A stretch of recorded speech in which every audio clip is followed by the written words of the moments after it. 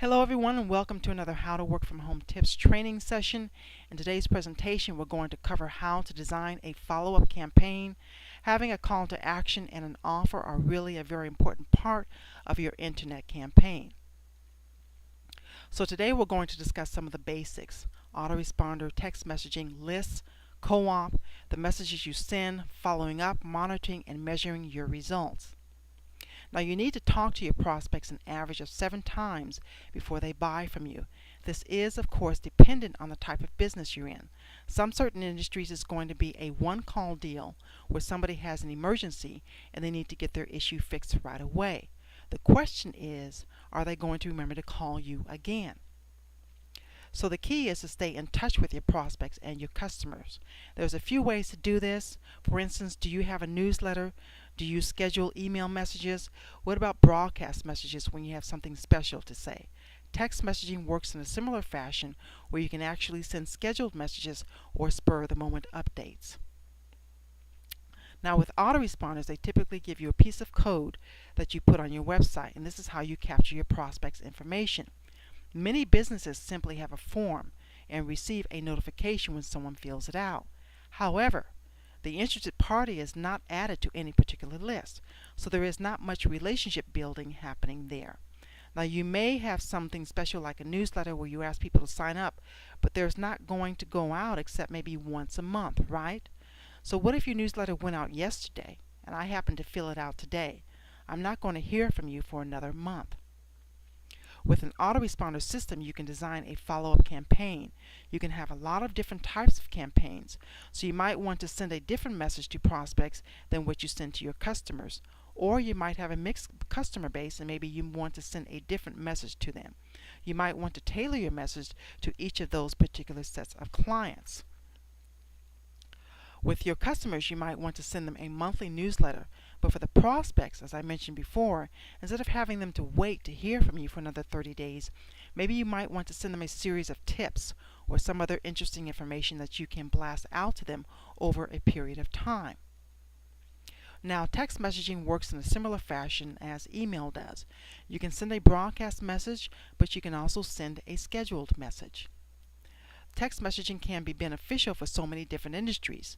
Now, restaurants are an obvious choice because you can send out an offer on a slow night and say, hey, come in and the first 10 that get here are going to get free appetizers. Or you can say, come in tonight and get 10% off an appetizer. There's also your busy nights. Now, you know people go out on weekends, but they have a lot of options on what they do on their weekends. So how do you get them to come to you? Why not send them a text message that night and remind them that you're there? You can either give them a special or again just tell them not to forget to stop by and see us tonight. What about text messaging and service-oriented businesses? You can send a mass broadcast text message to fill a cancellation. For example, a dentist can send out a text message saying, hey, we just had a cancellation. Do you want to come fill the spot?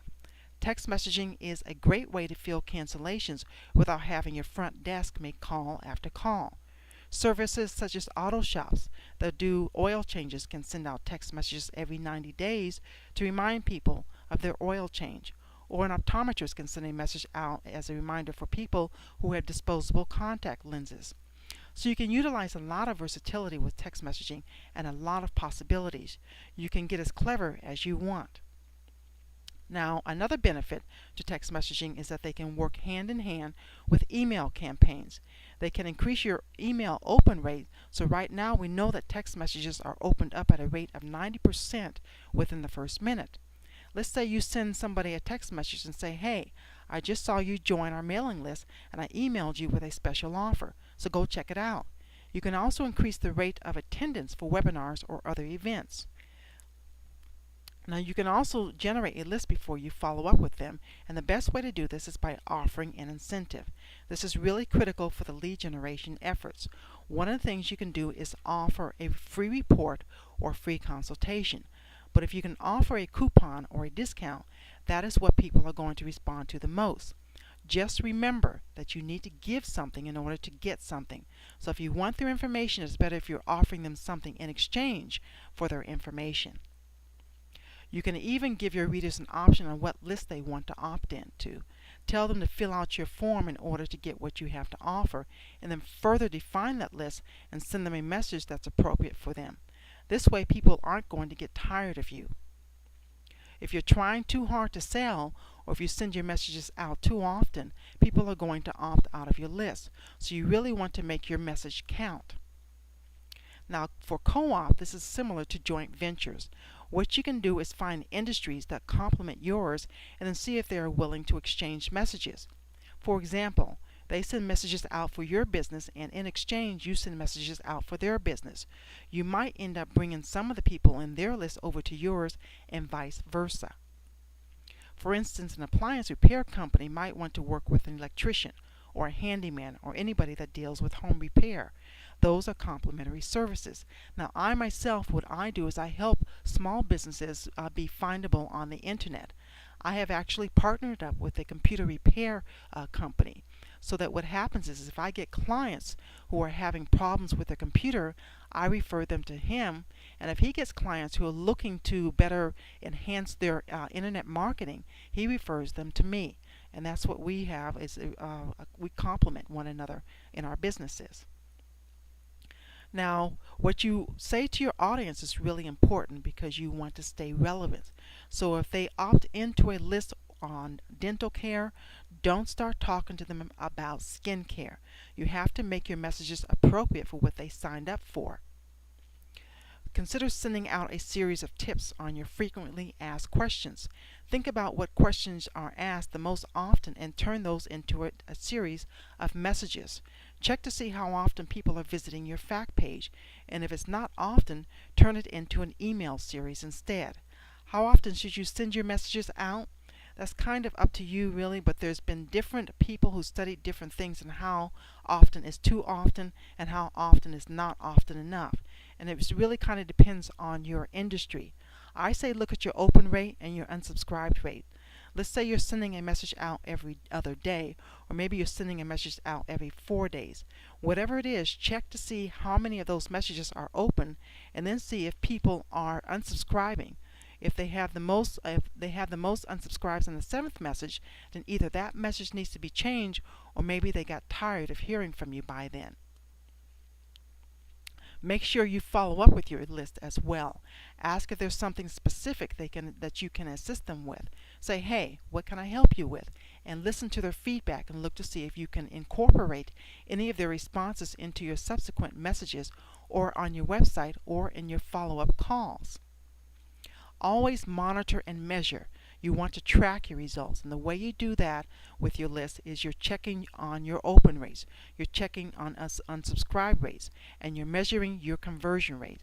So if you have a high number of opt-ins but no conversions, then it's probably because there's not following up with that list, and you need to see how that you can better handle that. Where are things getting stuck? Or maybe you've got 100 or 200 people in your list, but none of that is turning into business. So look to see, do they need more follow-up? Are you sending them the right message? And just continue to tailor what's not working. Just keep trying different things out. And even when you have something that's working pretty solid, you still may want to change it up every now and then. So let's recap. What we've covered today were the basics of what an autoresponder is and how it works. Text messaging, adding a text message in conjunction with your autoresponder, with your email message, your list, how to build those, and a co-op message so that you can work jointly with somebody else in a complementary industry. What kind of messages you send out, how often you follow up with them, and then again monitor and measure. Always track your results so that you know what's working and what's not working. So that's it. I have more videos coming down the pipeline. If you want to be informed of new videos, please visit howtoworkfromhometips.com and enter your email address. Also, you can call me at 440-399-3153. Until next time, bye for now, and thank you.